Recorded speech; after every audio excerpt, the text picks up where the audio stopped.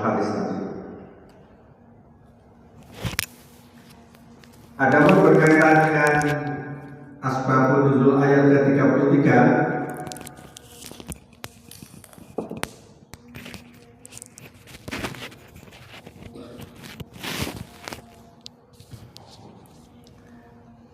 ini mendasarkan hadis ya, rawal Bukhari wa Muslim.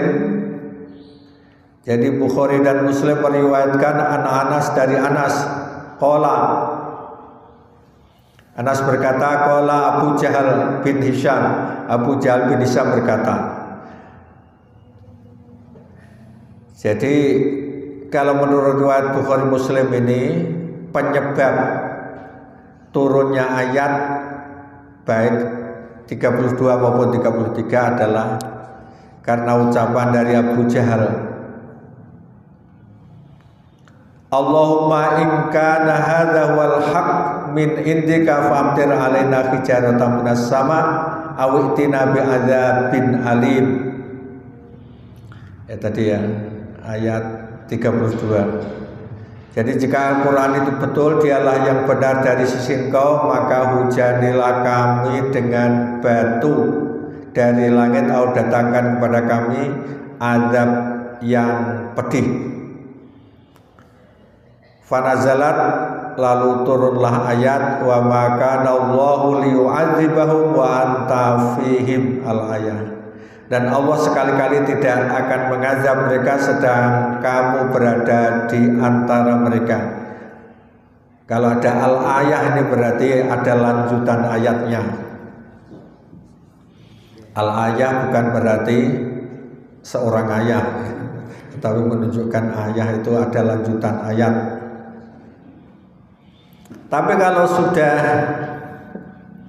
lengkap ayatnya, sebetulnya tidak usah disebutkan al-ayat. Jadi kalau ada al-ayat itu berarti ayatnya belum tuntas, masih ada kelanjutannya. Itu al-ayat. Tetapi kadang-kadang juga tidak disebutkan semacam itu ya. Jadi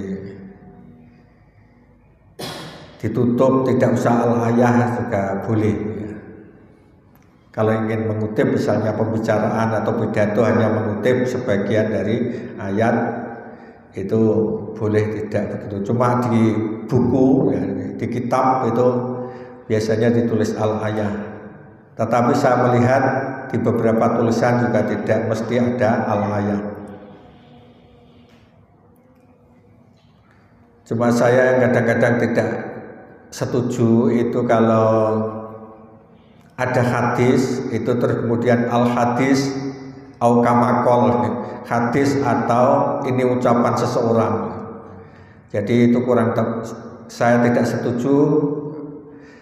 Maksud saya adalah kalau memang hadis ya hadis, kalau kamakol itu kan pendapat orang gitu ya, pendapat sahabat atau siapa itu. Jadi kalau hadis ya hadis, kalau tidak hadis ya hadis. Atau mungkin penceramah itu kadang-kadang kan ada ya. Kalau hadis kan jelas hadis. Kalau jelas itu hadis, tidak usah al-hadis au kamakol. Kalau memang tidak jelas, nah itu baru ada perkataan itu.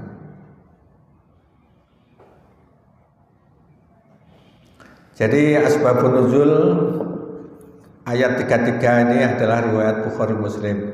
Intinya bahwa yang ngomong tadi bukan Nador tetapi Abu Jahal.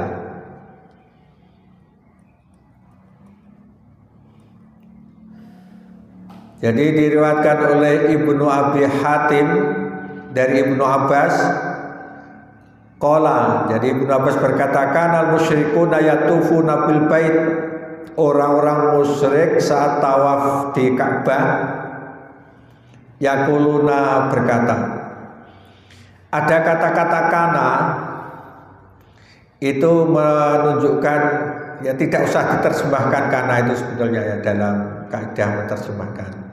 Tidak usah disebutkan, hanya saja itu menunjukkan kebiasaan, karena kebiasaan dan itu untuk masa lampau.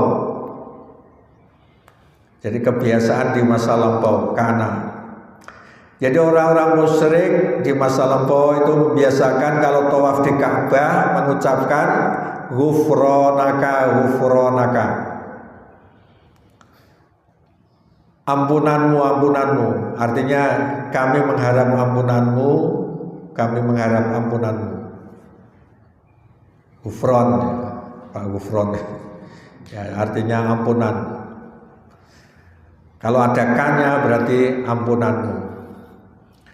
Jadi artinya orang musyrik itu dulu kan biasa tawaf dalam keadaan telanjang. Jadi sebelum Islam itu orang musyrik itu kalau tawaf dalam keadaan telanjang. Alasannya apa? Yang menghadap Allah itu harus tidak membawa dunia sama sekali. Termasuk pakaian dianggap dunia itu harus dilepas. Nah itu sambil mengucapkan ghufranaka, ghufranaka.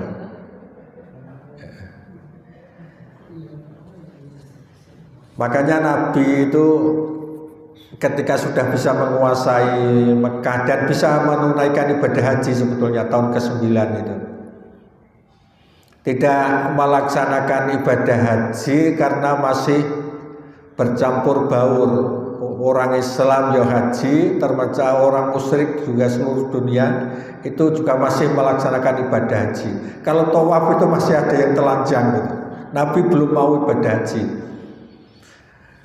Terus kemudian yang disuruh mimpin umat Islam untuk menunaikan haji tahun ke-9 adalah kalau tidak salah Ali bin Abi Thalib. Terus Ali bin Abi Thalib itu disuruh mengumumkan tahun depan orang musyrik, orang kafir tidak boleh menunaikan ibadah haji. Nah, langsung ada pengumuman gitu.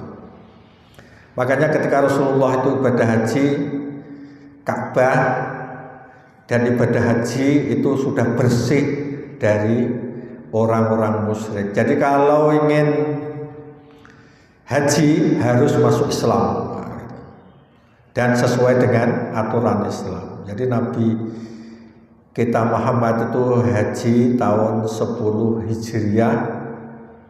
Haji pertama sekaligus dinamakan haji wada, haji terakhir. Dan itu sudah tidak bercampur baur dengan orang musyrik, semuanya itu sudah umat Islam. Jadi ketika ada ucapan itu,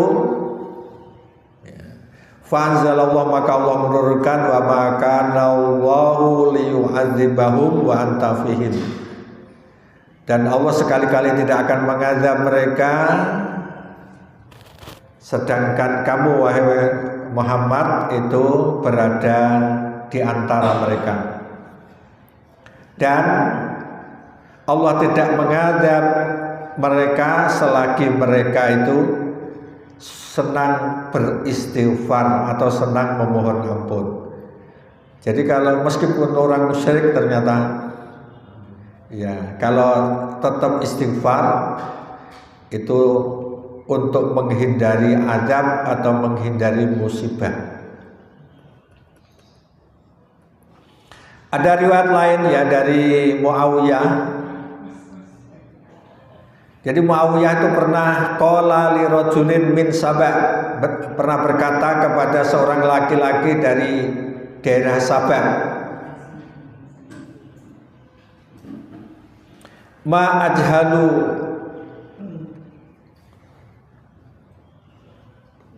ajhala qaumuka hina mallaku alaihim imra'atan. Jadi Muawiyah itu berkata, alangkah bodohnya kaummu ketika menjadikan seorang wanita sebagai pemimpin mereka. Nah ini yang dianggap haram memilih pemimpin wanita. Ya karena ada sabda Nabi ya. Jadi tidak beruntung kaumun itu yang memilih wala imru'atan. Jadi yang memilih pemimpin seorang wanita.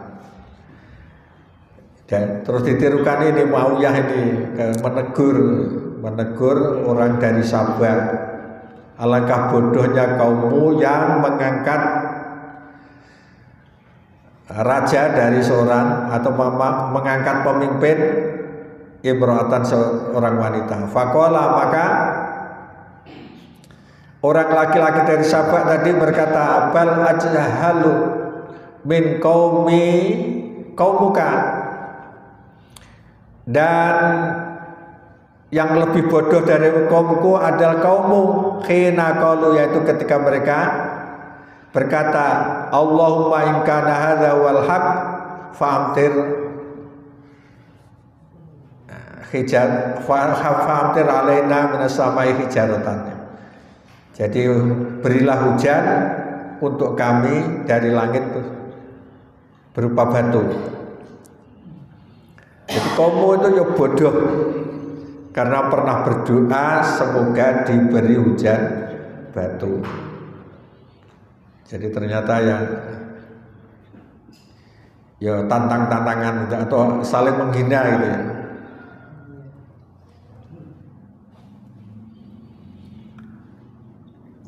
Ini berarti maksudnya gini, ini adalah asbabun nuzulnya dari riwayat ini adalah yang berkaitan dengan asbabun nuzul, turun ayat ini adalah karena ada omongan kaum itu. Tafsir dan penjelasan ini pertama mengkaji ayat yang ke-32 tadi. Wadkur ya Muhammad kina qalat Quraisy, ingatlah wahai Muhammad ketika orang-orang Quraisy berkata, Allahumma in kana hadzal Qur'an wal haq al munazzal min indika, ya Allah jika Al-Qur'an benar diturunkan dari sisimu, fa'aqibna bi inzali hijaratin turjimuna biha minas sama, maka siksalah kami dengan turunnya batu yang kau lemparkan dari langit. Kama aqabta ashabal fil, sebagaimana kau siksakan kepada tentara gajah. Awi'tina bi adzabin alim, atau datangkan kepada kami azab yang pedih. Jadi ada siksa berupa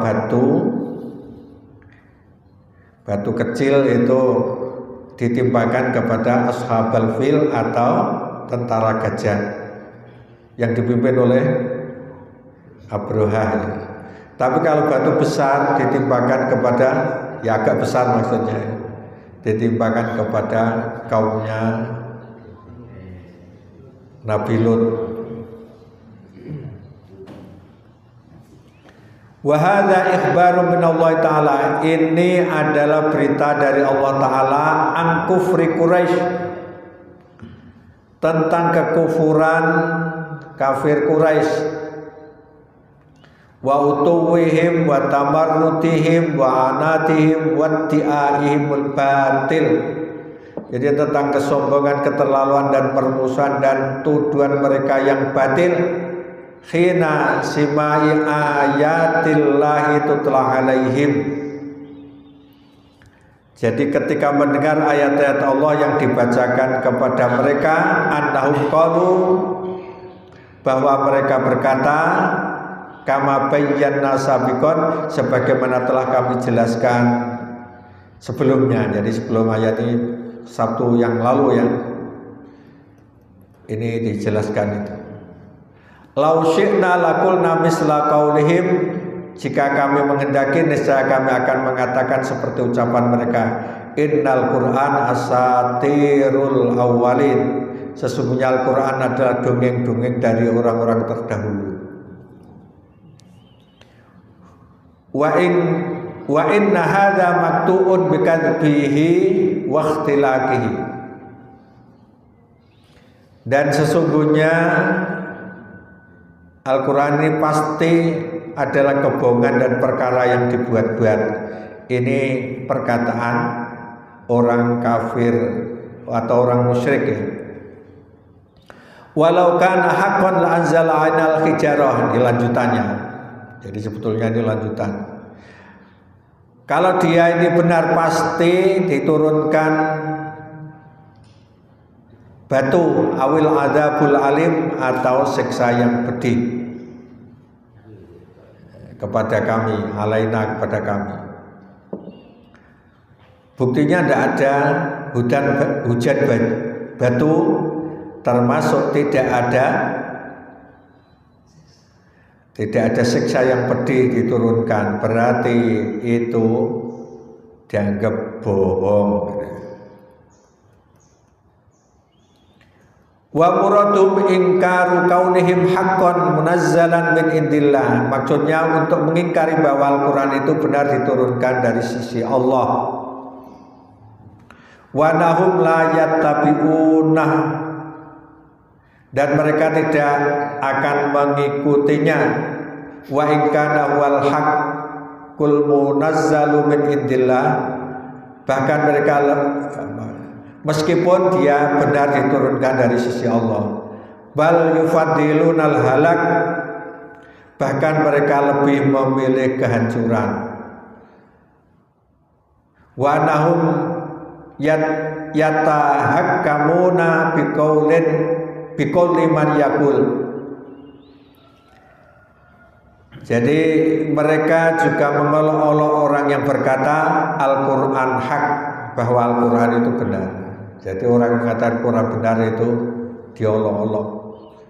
Ya, sebetulnya zaman sekarang juga ada ya, orang yang tidak Islam itu sebetulnya juga tidak senang kepada Al-Quran, dianggap itu ada kitab buatan Nabi Muhammad, itu kan dongeng belaka.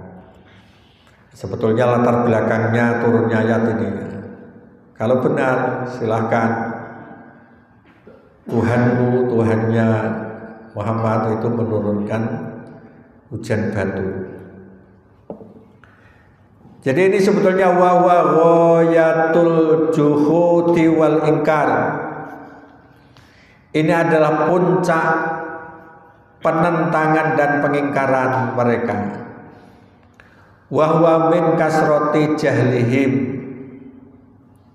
Itu adalah karena terlalu bodohnya mereka. Wa syiddati takdzibihim wa anatihim wa utuwihim, serta pendustaan mereka, kesombongan dan keterlaluan mereka. Wa masalun, dan itu merupakan salah satu contoh min amsali hamaqatihim, dari berbagai contoh ketololan mereka, khina tolabu takjilal adab, ketika mereka meminta disegerakan siksa, wa taqdimal uqubah, dan dicepatkan hukuman. Ora usah ngeteni kiamat saiki wae nantang gitu. Itu diantara yang dihadapi Nabi, menghadapi orang-orang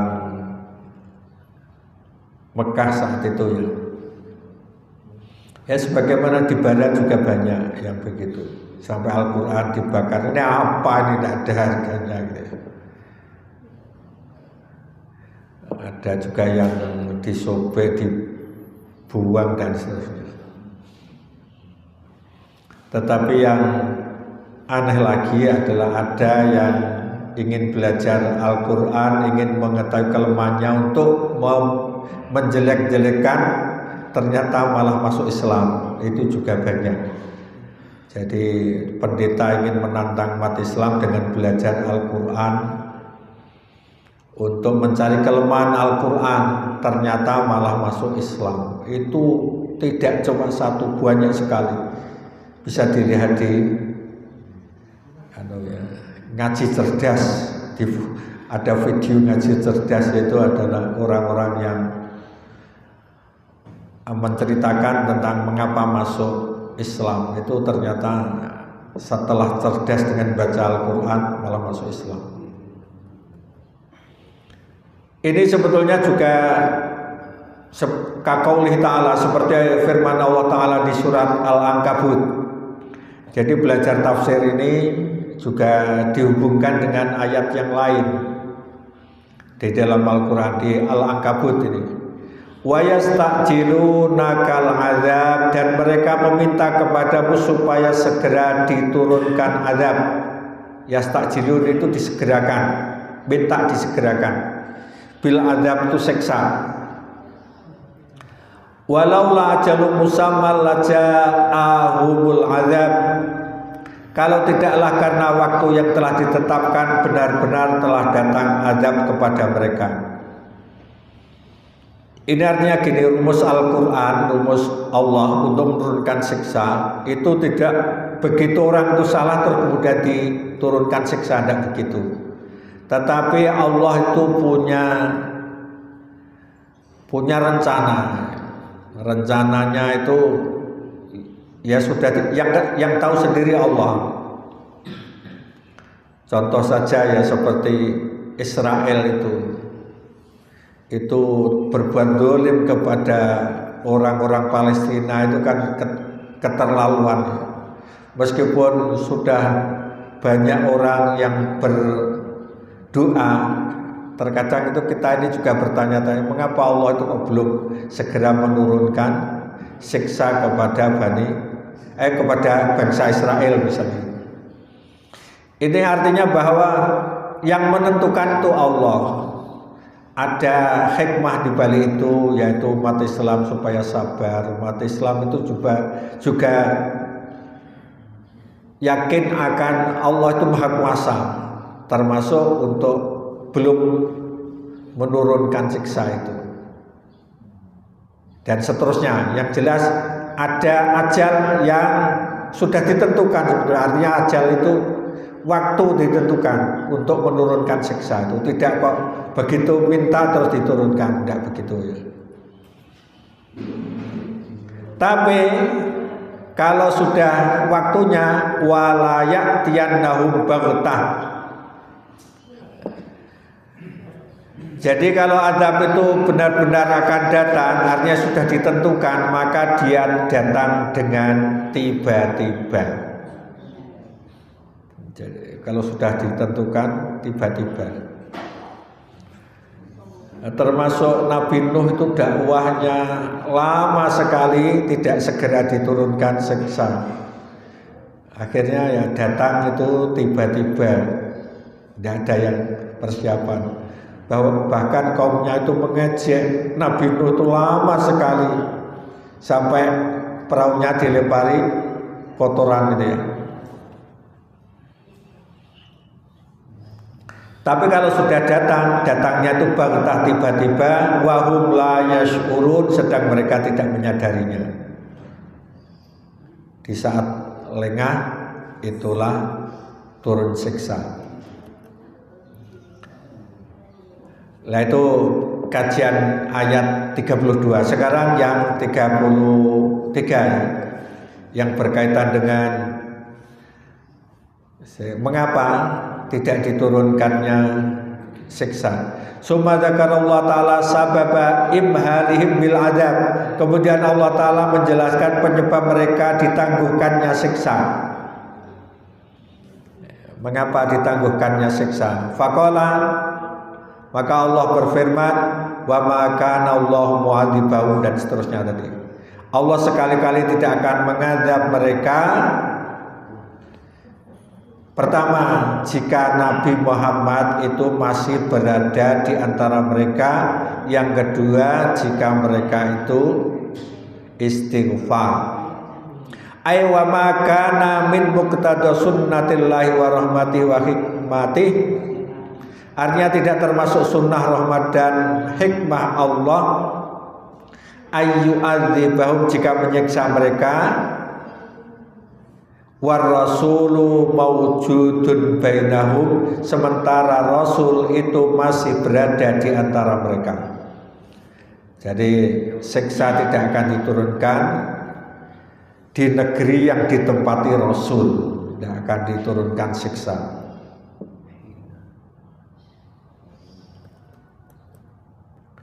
Li'annahu innama arsalahu rahmatan lil alamin, karena sungguhnya dia mengutusnya hanyalah untuk memberi rahmat kepada seluruh alam. Jadi tidak ada kisahnya terus kemudian Nabi Muhammad di suatu negeri, Nabi Muhammad aman dari siksa, yang lain kena azab, itu tidak ada begitu.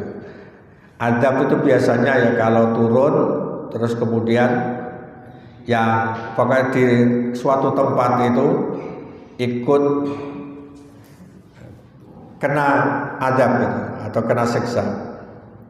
Jadi sebabnya ini menurut kajian tafsir ini, Nabi itu diutus itu rahmatan lil alamin, untuk memberi rahmat kepada seluruh alam.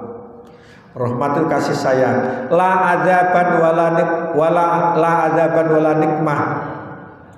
Bukan untuk menyiksa dan untuk menghukum. Wa ma adzaballahu ummatan wa nabiyyuha fiha. Allah juga tidak akan menyiksa suatu umat jika nabi mereka berada di tengah-tengah mereka. Jadi ketika siksa itu akan diturunkan, maka nabi itu disuruh pergi dulu, baru diturunkan siksa, sebagaimana Nabi Lut ya. Nabi Lut keluar dulu dari negeri, terus kemudian negeri itu diturunkan siksa. Cuma ada nih rakyat yang cerdas. Jadi ada nabinya itu yang mengancam, kalau kamu diberi waktu 3 hari kok tidak mau beriman, maka akan diturunkan siksa. Yaitu siapa yang ngomong gitu? Nabi Yunus. Nabi Yunus ngomong 3 hari dari sekarang, hitung. Ternyata hari pertama mereka tidak beriman, hari kedua tidak beriman, hari ketiga itu mereka mencari Nabi Yunus, masih tidak. Kalau masih berarti tidak ada siksa. Tapi Nabi Yunus itu kalau pergi berarti akan turun siksa. Ternyata dicari hari ketiga, Nabi Yunus tidak ada. Wah, ini pasti akan disiksa. Maka mereka semuanya beriman. Semuanya beriman, terus akhirnya ini karena punya rumus ini ya. Jadi siksa tidak akan diturunkan kalau Nabi berada di antara mereka. Nabi Yunus sudah pergi, ayo kita beriman. Kalau tidak beriman pasti akan turun siksa. Akhirnya beriman semua di negeri itu. Jadi dalam sejarah, jadi dakwah Nabi yang akhirnya umatnya itu beriman, itu umatnya Nabi Yunus. Tapi ditinggal oleh Yunus. Mereka mencari Nabi Yunus, mana-mana dicari. Ternyata ketemu di pinggir laut, habis ditelan apa itu? Ikan paus ya. Terus diajak kembali untuk membina umatnya. Ya, ini rumusnya. Ibnu Abbas berkata, lam yu'adzab ahlul Korea, penduduk suatu negeri tidak akan diadab hatta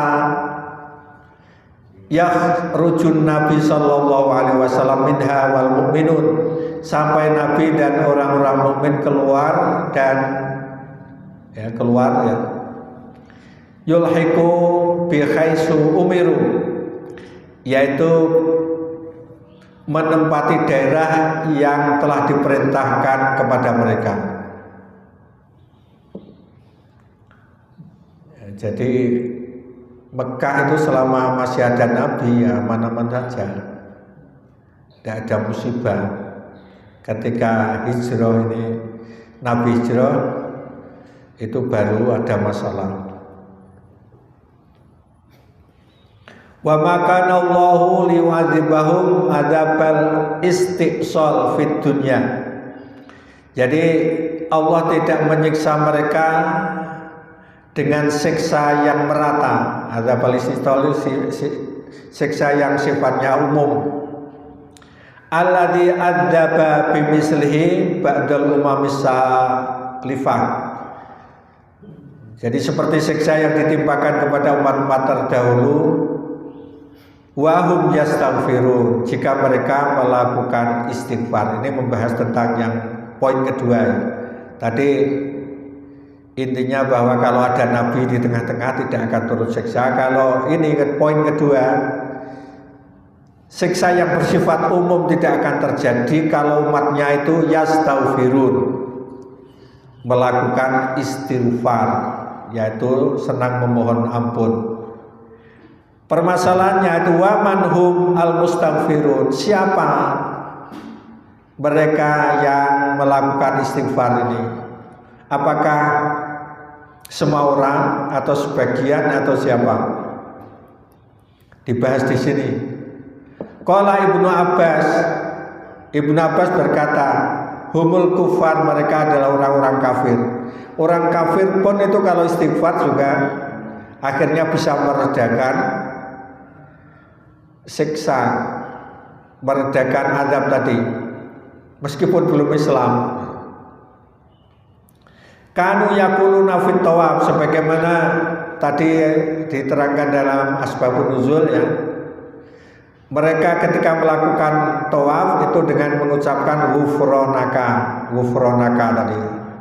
Mohon ampunanmu tadi. Ini menurut riwayat Ibnu Abbas. Jadi yang harus istighfar adalah orang kafir. Wal istighfar wa in waqa'a minal fujjar yadfa'u bihi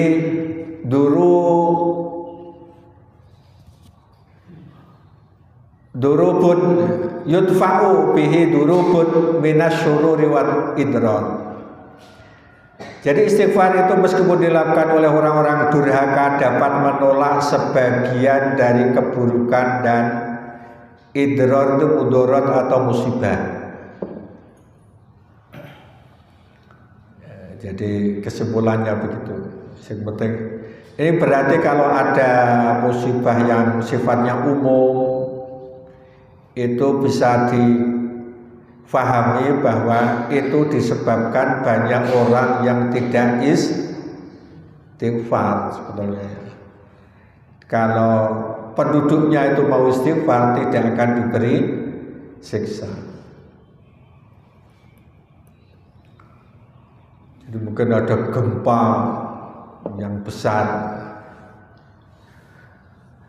itu berarti banyak orang yang tidak istighfar. Wakilah, dan ada pendapat innal istighfar raji'ul ilal muslimin al mustad'afin. Jadi istighfar itu tergantung kepada orang Islam yang lemah atau yang tertindas. Alladzina hum baina adhurihim, yang berada di antara mereka. Jadi penyelamat suatu bangsa itu sebetulnya adalah doa atau istighfar yang dilakukan oleh orang-orang muslim yang lemah. Makanya ketika kita ini kadang-kadang ya dilanda suatu masalah di rumah tangga, ada yang menyarankan begitu. Kalau ada masalah di rumah tangga, maka lihatlah orang-orang lemah yang tertindas, orang-orang miskin itu, bantu selesaikan masalahnya, nanti insya Allah kita akan dibantu oleh Allah. Ada juga begitu. Aywa maka Allah mu'adzibahum wa fihim may yastaghfirun minal muslimin. Allah tidak akan menyiksa mereka selama di tengah-tengah mereka ada orang-orang Islam. Orang Islam itu adalah orang yang melakukan istighfar ya. May yastaghfiru, orang yang melakukan istighfar dari orang-orang Islam. Falamma kharaju, ketika orang Islam itu keluar tidak mau mohon ampun, adzabahullah, maka Allah itu menyiksa. Contohnya adalah yauma badrin, yaitu pada perang Badar, wa ghairih, dan pada yang lainnya. Jadi ketika umat Islam itu bisa ngumpul di suatu negeri dan mereka itu bagus Islamnya, banyak istighfarnya, maka mereka itu dijauhkan dari siksa. Makanya kita ini sebagai orang Islam, maka hendaknya senang beristighfar. Istighfar yang paling baik itu di waktu sahur ya. Jadi di surat Al Imran kan disebutkan tanda orang-orang yang menjadi hamba Allah, diantaranya adalah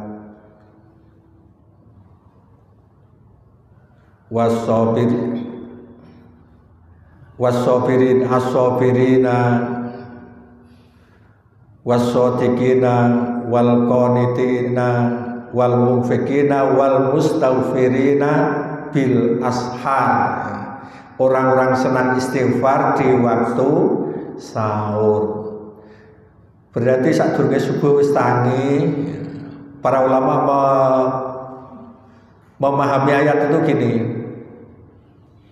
Jadi sebelum subuh, kalau ingin dihindarkan dari masalah, sebelum subuh bangun, sholat dulu, setelah sholat istighfar, insya Allah akan terhindar dari berbagai masalah. Dan ya khususnya dalam keluarga kecil ini ya. Kalau keluarga itu masih ada yang istighfar sebelum subuh, insya Allah dijauhkan dari masalah. Berarti untuk menjauhkan dari masalah itu bisa minta doa dari orang-orang lemah, orang muslim yang lemah tadi, al-muslimin al-mustad'afin, bisa juga dilakukan sebelum subuh itu memperbanyak istighfar.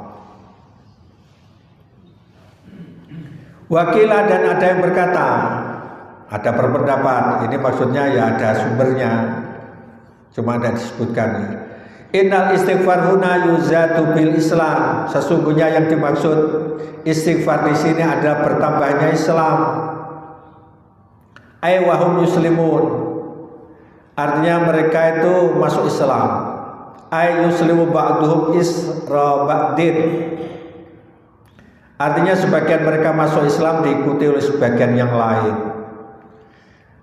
Jadi mungkin ya negara kafir itu sebetulnya akan disiksa, tidak jadi disiksa karena banyak orang yang muncul masuk Islam, ditambah masuk Islam. Meskipun itu tidak seluruhnya, tetapi itu untuk meredam siksa yang turun. Aw yakunu lahum auladun yu'minuna billahi wa yastaghfiruh. Nah, atau mereka itu punya anak-anak yang beriman kepada Allah dan mereka memohon ampun kepada Allah. Jadi ini berarti dari anak-anak yang mohon ampun itu juga meredakan siksa. Maka yang baik itu bagi kita adalah anak itu harus diarahkan menjadi anak yang soleh. Kita tuh harus berusaha. Ya mungkin ada masalah di hari tua kita ini terhindar dari masalah yang besar karena anak-anak kita memohonkan ampun ya, termasuk untuk dirinya dan untuk orang tuanya. Inilah beberapa kajian yang berkaitan dengan dijauhkannya dari musibah atau dari siksa tadi. Saya kira cukup kajian saat ini. Monggo.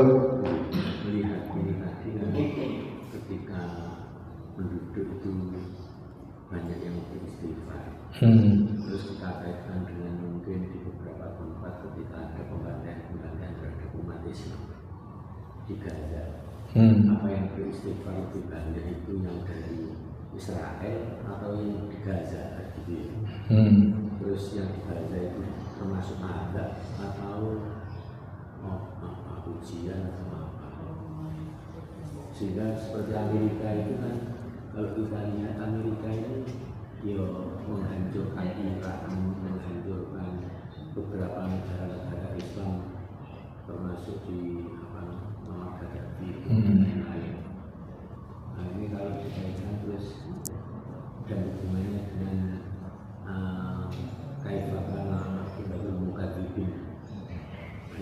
Fanduru kaifa kana.